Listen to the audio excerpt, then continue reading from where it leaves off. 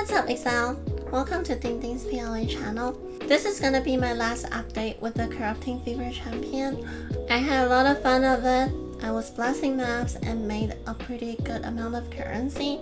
Obviously, I'm not one of those super pro streamers, so I make mediocre currency comparing to them, but definitely more than I was able to make in the past. So that was some improvements.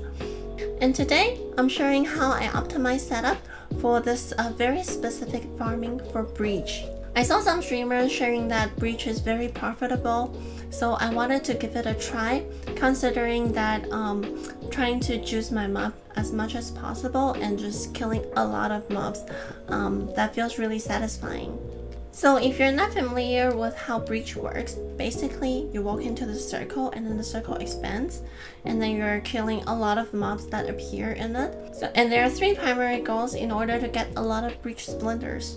And then 100 of those splinters will turn into a Breach stone, which we sell in bulk for 4/1 divine.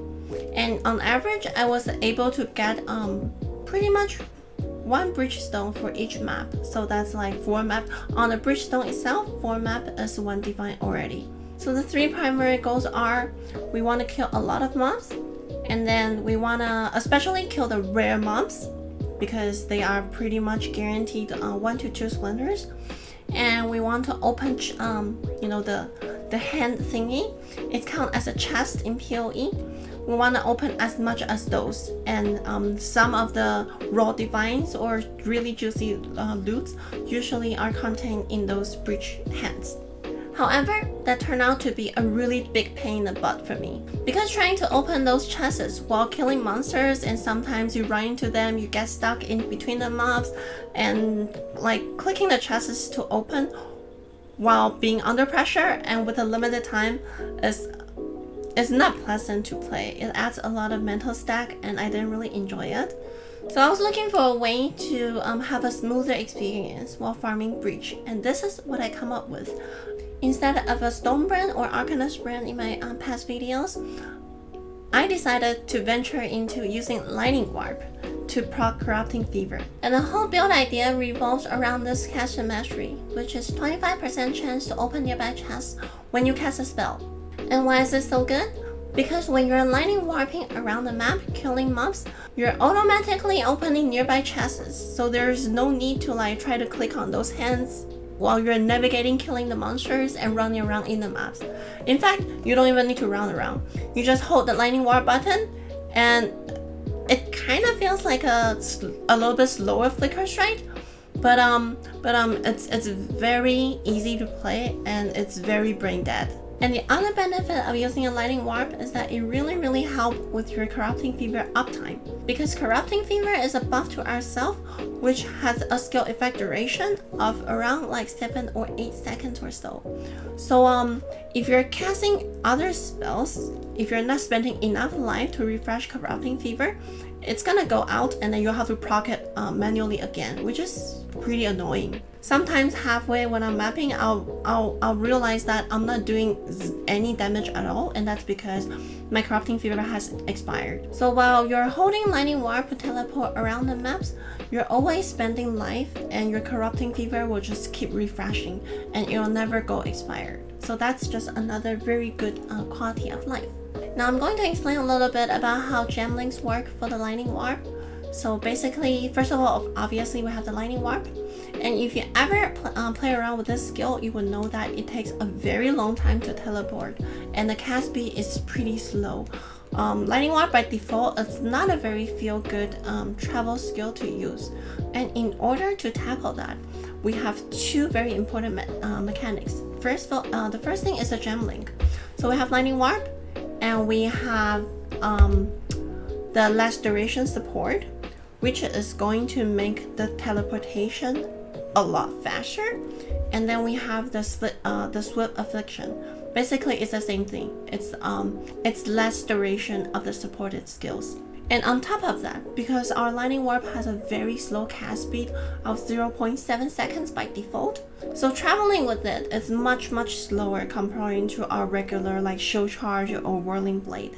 And in order to increase the cast speed, I'm using a very classic soul thirst build, which grants us soul eaters while we're mapping.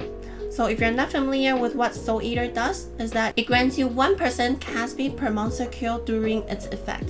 And the effect duration refreshes whenever you use your flask. So now you can imagine when we open a breach, there's at least like 30, 50, even 100 mobs pouring into our way. And then we cast Lightning Warp once, and then a big explosion happens because of our Athena's Chant and our Aurea's End. And once the explosion happens, we gain Soul Eater for those from those mobs, and then we instantly have at least 30% cast speed, and it just stacks up more and more from there. And I'm never worried about running out of my flash charges because I'm killing so many mobs, and I've set up my flask in a way that it'll refresh, it'll reuse at the end of its flash effect, and each of our flask lasts around almost 10 seconds. For those 7 seconds one, if it goes expired, I don't really care. I don't really need them. But it's just nice to have some phasing and some extra evasion rating. I don't really need them actually. And notice how I have also took away the life flask in my flask setup.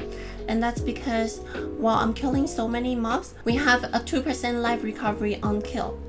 So while I'm always killing monsters, I don't really need any life flask to sustain my survival. On top of that, we also have pretty crazy regen going on. Everybody's using this body armor that already gives us 3% life regen.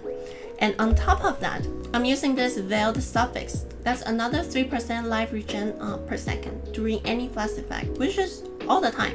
And on top of that, I'm using a bunch of life regen tattoo because there simply isn't anything that's too good. And as you can see, whenever my flask is active, I pop Corrupting Fever, my life goes right back up, no problem. So that's why I don't really need life flask to be in my setup. And aside from the Lightning War Gemling setup, I also have a separate setup of Arcanist Brand and Bolt Lightning. Because honestly speaking, Lightning Warp is not a great skill to proc Corrupting Fever. Remember how the maximum damage for Corrupting Fever, you need to stack it up to 10 times, right?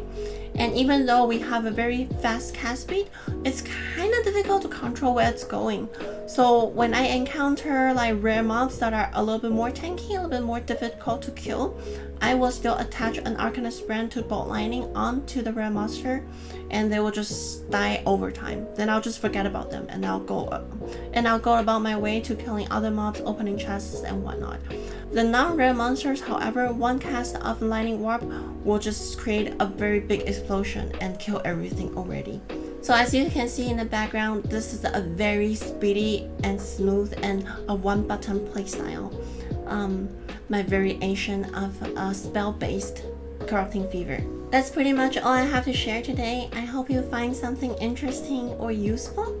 I'm planning on a new build that I saw recently. It's a Necromancer build, and I've always liked minions because I like them to do all the heavy lifting for me, and while I'll just run around and looting basically.